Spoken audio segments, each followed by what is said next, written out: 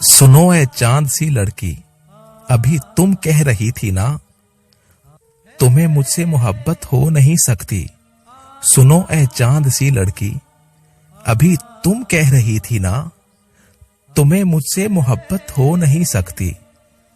चलो माना कि ये सच है, मगर ए चांद सी लड़की मुझे इतना बताओ तुम कि जब मौसम बदलते हैं, गुलों में रंग भरते हैं, तो फिर क्यों मुस्तरिब होकर, अकेलेपन से घबराकर हवा को राज देती हो, मुझे आवाज देती हो।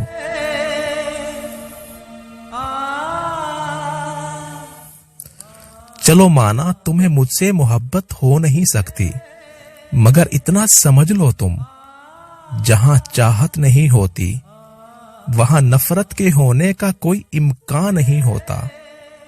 मेरा दावा है ये जाना, जहां नफरत नहीं होती वहां अक्सर ये देखा है, अगर कुछ वक्त कट जाए, समय की धूल छट जाए, तो वहशत भाग जाती है, मोहब्बत जाग जाती है, मोहब्बत जाग जाती है।